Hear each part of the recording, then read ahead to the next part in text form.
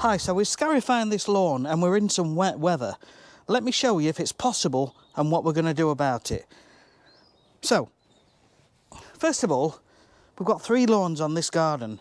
So this one here isn't in too bad a condition. Now it's gone in really easily because the soil is nice and soft, so the rain is getting through. This is the best lawn out of the 3. Now what we've got, fairly good soil, it's nice and crumbly. Okay. And then we have, sat on the surface there, a little bit of thatch and a tiny bit of moss starting to creep in.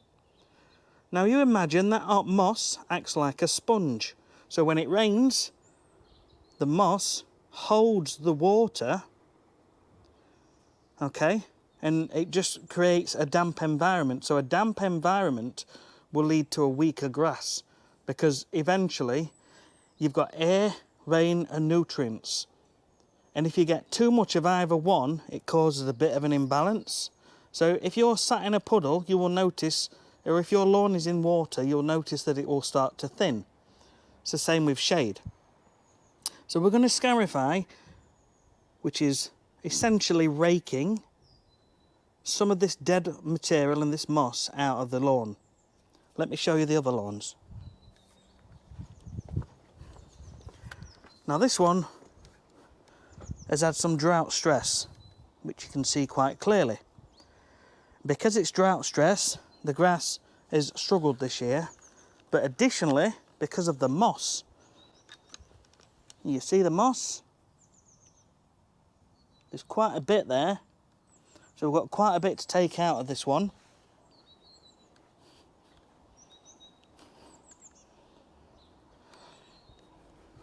And then I'll just take you around to the 3rd lawn. They're not big lawns, these. So this 3rd lawn again, drought stress.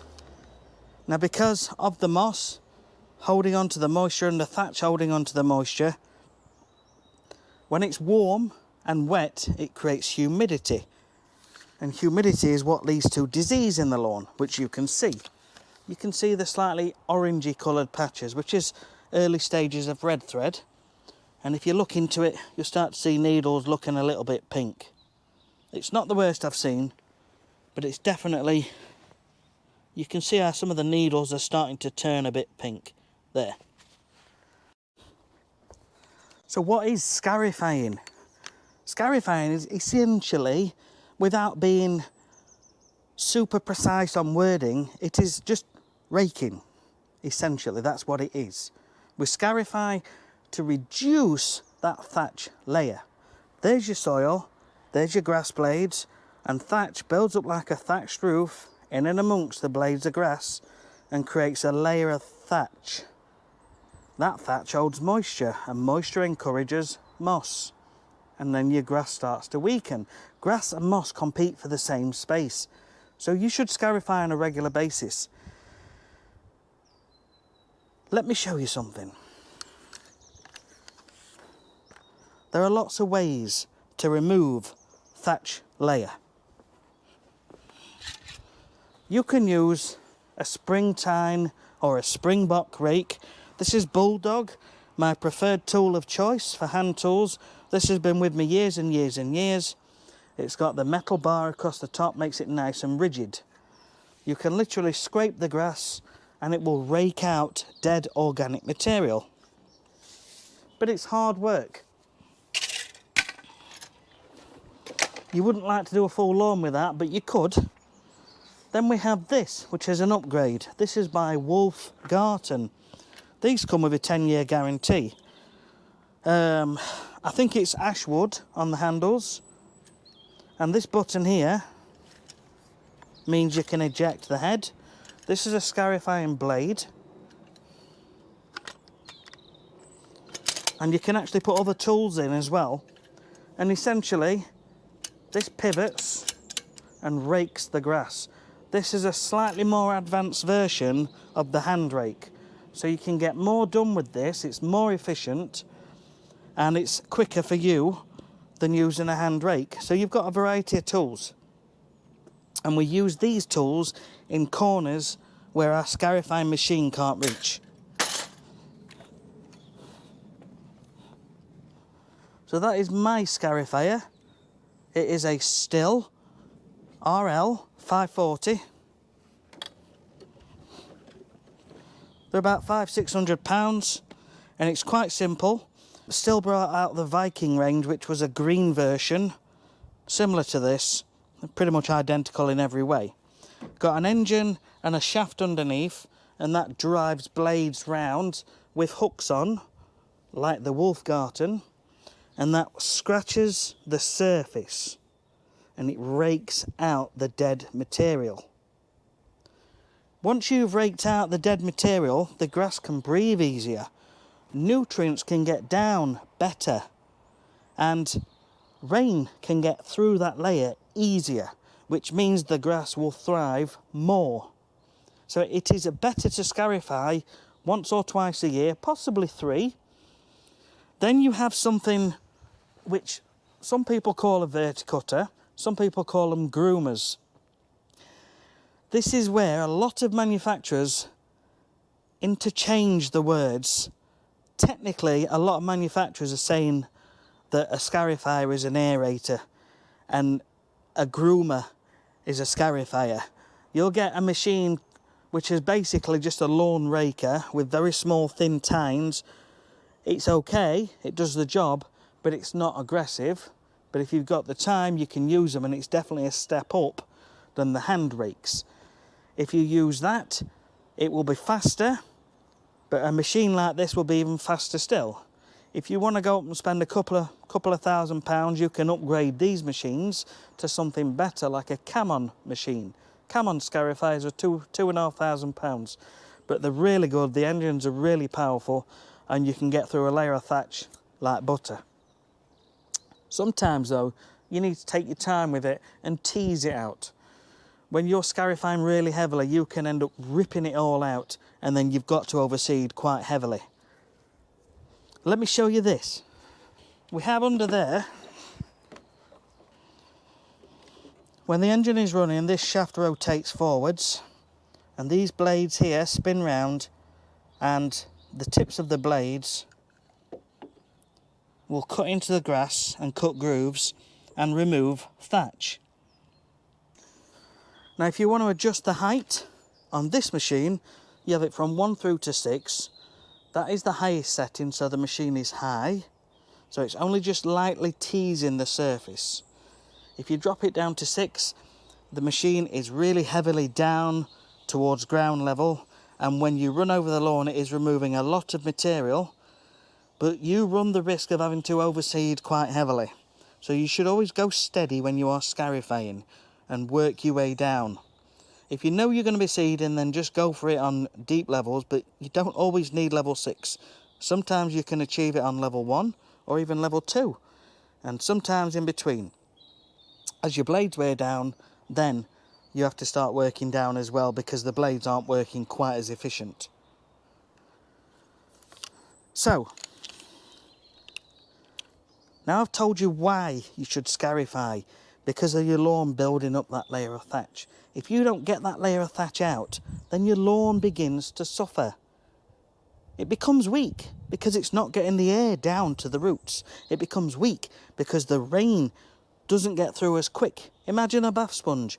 It holds water and just drips slowly out the bottom. It's just the same. It's a layer of thatch. You imagine a layer of thatch on a roof of a house. It's designed to stop rain from getting in, and this layer of thatch on a lawn pretty much does a very similar thing. The rain will get through eventually, but if it's hot, it's just going to evaporate. Same with the nutrients. They struggle to get through, so your grass becomes weak.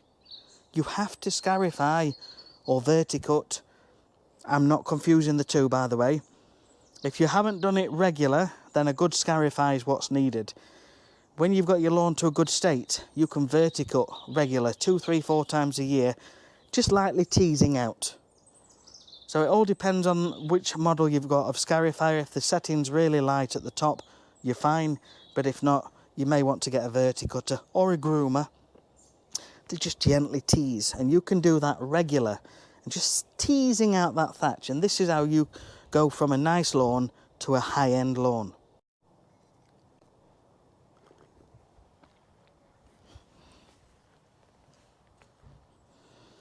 So, if you think your lawn is not very spongy, because you'll know if it's got thatch, because it'll be quite spongy when you're walking on it.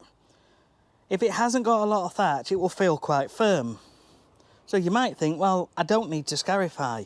But many species of grass have runners that creep across the ground, and they will produce new grass.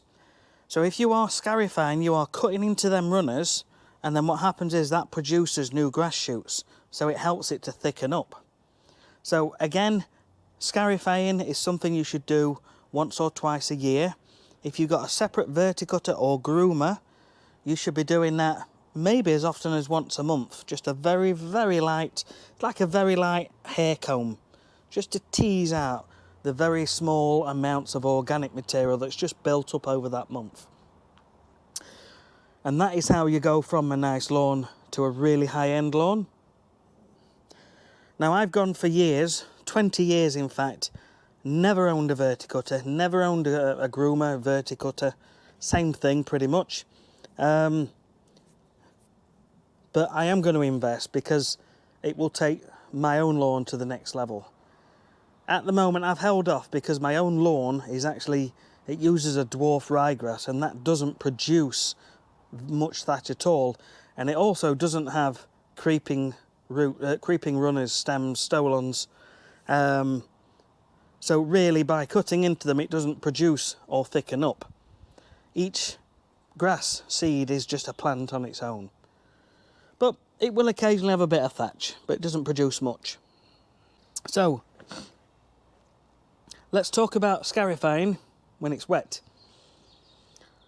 Straight away I'll tell you that if it's raining really heavily, forget it. The ground is wet, the ground is soft, and if you see puddles, well, you know straight away just to get back in the van and clear off. But if it's soft and wet, every time your wheels go across it, they are sinking in, and then you just end up leaving lines where your wheels have been, and your blades are going in too deep. So it's not able to run across the surface. Plus, you will end up tearing the grass more than scarifying. So forget it. If it's dry, you can scarify. The best conditions are where it is fairly dry on the top, but with some moisture in the roots below. So you can always give it a bit of a soak the night before. It's not essential that you do this. You don't have to do this. But if you do, it just makes it that little bit easier. So what we're going to do, we're going to scarify all three of these lawns, and we're going to use the hand rake in the little corners where the machine can't reach, because the machine's quite wide and the blade is within the width of the machine. Right, so now I'm going to show you how to scarify. You should always first look for any things which you could damage. Now I've just noticed an electrical cable here that runs up here, and it looks like it goes to the garage. So what you wouldn't want to do is be scarifying through that. It's going to be quite a shocking experience. So you want to hand rake this regardless. So you get your rake, and with a little bit of pressure,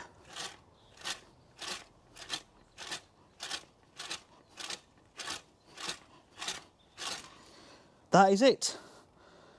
What you're trying to do is make sure that whatever you are using to rake, i.e. these metal pieces, the tines, prongs, whatever you want to call them, if they are just scratching the soil surface, you have achieved your aim. So if you've got a really thick thatch layer, you've got a lot of raking before you reach the soil surface.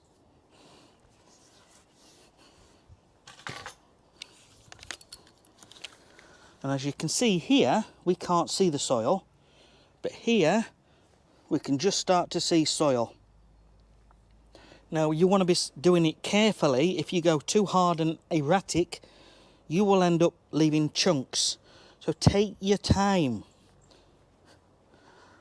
Now, if you invest in the next step up, which is faster and easier and more efficient, the Wolf Garten, we've got really sharp blades here, rocking backwards and forwards. Now, you're not pressing down with this, you're just letting it rest on your fingers and just gently swishing it backwards and forwards. You'll feel it.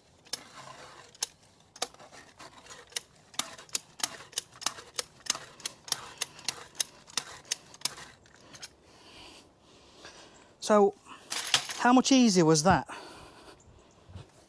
A lot more came out. I did a lot more in the same amount of time than the hand rake. And again, we've scratched and we can see the soil. And you will see grooves there in the soil where the blades have just scratched into the soil.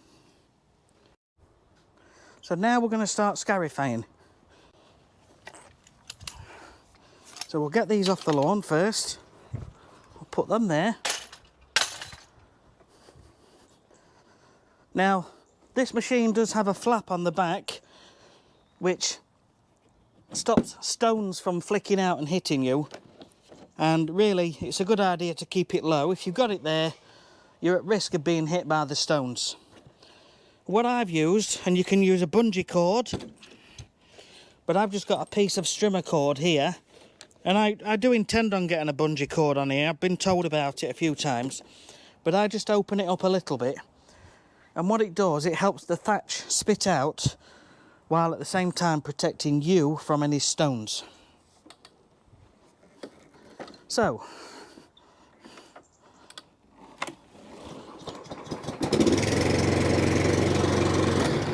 wow, how easy was that? That literally, I just pulled that slowly. Doesn't always do it like that. So we start off on a high setting, so I'm on number 1. You'll see now when if I drop it to number 6 and then handle across and down, watch the machine sink. Okay? That is lowering the blades so that they will now be scraping into the soil. You start off on a number 1 so it can't drop down as much. So look, there, that's the limit. So let's crack on.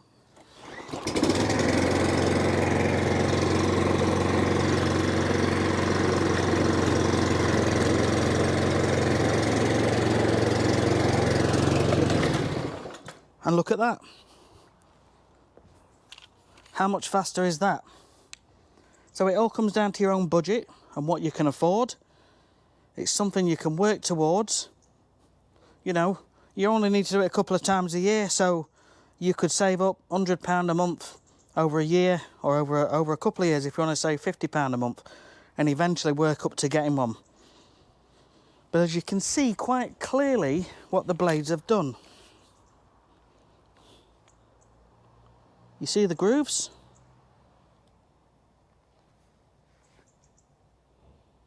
So that is scarifying really well actually. And you can see that it has pulled some thatch out. So now, when it rains, the rain's getting straight to the soil and not sitting on top of moss or thatch. It gets through. Air can now get down. Nutrients, when you put fertiliser on, it will get down and dissolve into the soil and it will get to the roots. So I'm going to crack on now, work round, get this lawn sorted, and you can watch how I do it.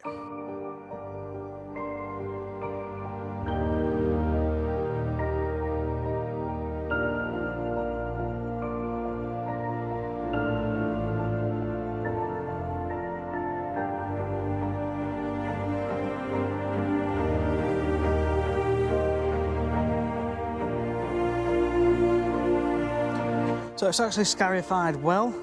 There's a few areas where it's gone a little bit heavy, and that is evidenced by being able to see more soil. But that is fine, that will all recover just fine, as will that, and that, and that.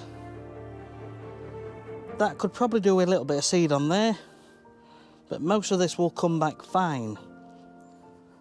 But overall, it has scarified pretty good. You can see the groove lines, and that is what we're after. We're after thinning. You will not remove 100% of the thatch when you scarify, but you are thinning it. And it's the thinning, the creating of the grooves.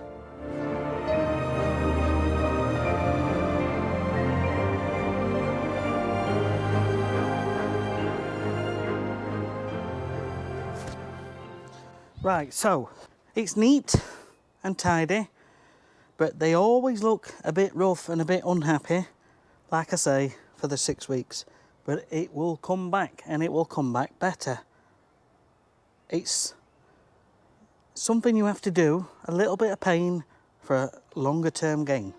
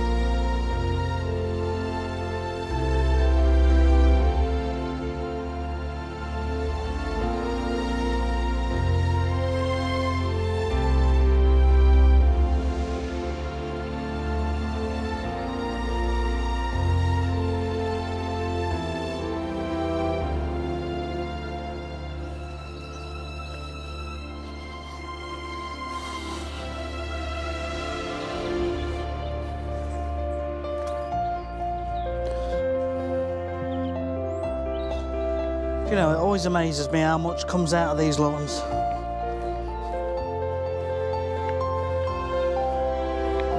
It really does.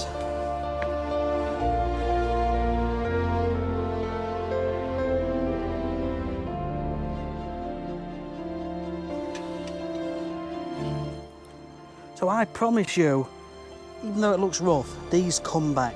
They come back better because they haven't got that layer of thatch, so they can perform better. It rains, the nutrients. It's just so much better for the grass.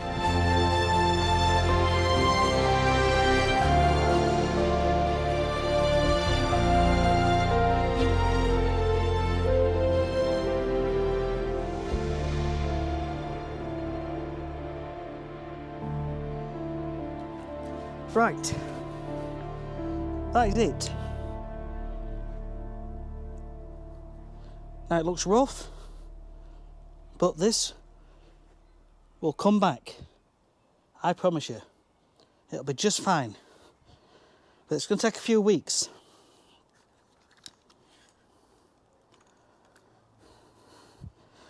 I've seen a lot in 20 years. I really, genuinely, honestly have. They all come back. Sometimes, I mean, it looks bad, but there's a lot of root systems in there.